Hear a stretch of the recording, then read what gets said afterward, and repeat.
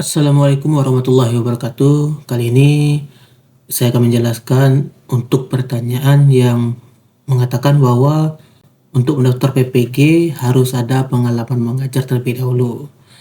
Nah, untuk itu saya akan menjelaskan, kemudian juga menjelaskan sedikit tentang alur dalam proses pendaftaran, mulai dari pendaftaran, ujian, wawancara, dan akhir nanti sebagai mahasiswa PPG calon guru.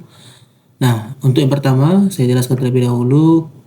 Ini semua data saya dapat dari website resminya ppg.kemendikbud.go.id.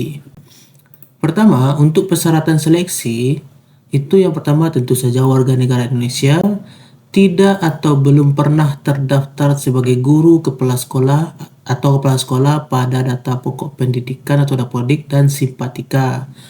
Berusia paling tinggi 32 tahun pada 31 Desember tahun pendaftaran.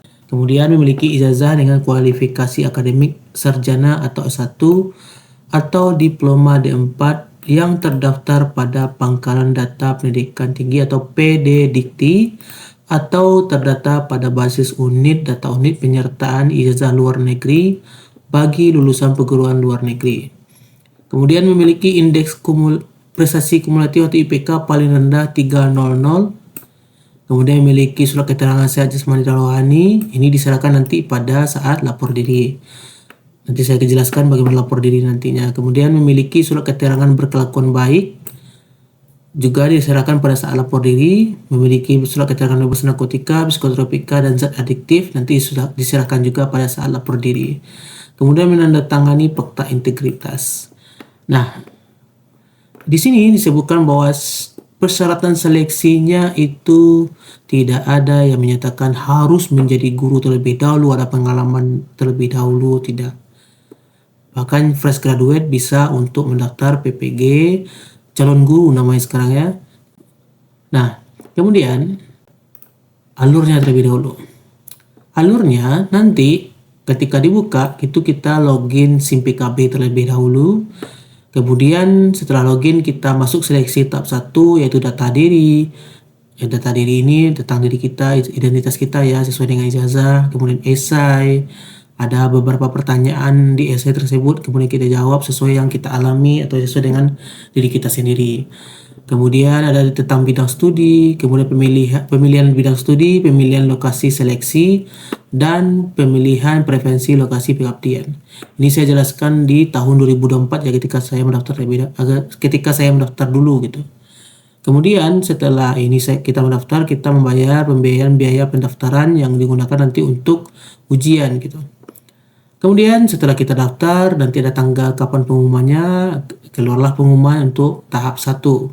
Kemudian kita cetak kartu peserta untuk ujian tes substantif atau seleksi tahap 2. Kemudian pengumuman seleksi tahap 2.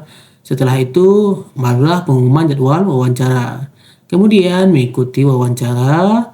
Setelah itu pengumuman hasil wawancara, barulah ketika pengumuman hasil seleksi tahap 3 ini nanti ada tanggal untuk konfirmasi kesediaan kita. Setelah itu konfirmasi kesediaan kita mengikuti penetapan atau ada di SIM PKB untuk penetapan mahasiswa PPG, barulah nanti kita lapor diri ini. Nah, lapor diri inilah yang di bawah tadi, yang surat yang ini tadi. Kemudian ada beberapa persyaratan lainnya yang harus dilaporkan ke LPTK. LPTK adalah Lembaga Pendidikan Tenaga Kependidikan nantinya. Kemudian ada kegiatan. Bagi yang bukan non kependidikan nanti akan mengikuti matrikulasi. Nanti matrikulasi ini diikuti, barulah kemudian orientasi dan masuklah awal perkuliahan. Nanti jadwal akan ada diberikan oleh kampus atau LPTK. Nah, itu dia, tidak ada di sini yang mengatakan di detail program mengatakan bahwa harus berpengalaman terlebih dahulu, tidak. Yang penting semua syarat ini terpenuhi. Itu saja untuk menjawab pertanyaan apakah untuk mendaftar PPG prajabatan itu harus berpengalaman terlebih dahulu, tidak ya. Mungkin di video selanjutnya kita akan membahas tentang linearitas ini. Di sini ada linearitas untuk program studi PPG. Ini daftar linearitas kualifikasi S1 atau D4 dengan bidang studi PPG prajabatan, TK, SD, SMP, MTS, SMA, MA, SMK, MAK, dan SLB. Nanti kita bahas ini di video selanjutnya. Terima kasih. Ya, sedikit mengingatkan, ini saya bahas tentang tahun 2024 ya. Yang tahun 2024. Kalau ada perubahan nanti 2025, kita bahas nanti di video selanjutnya. Terima kasih. Assalamualaikum warahmatullahi wabarakatuh.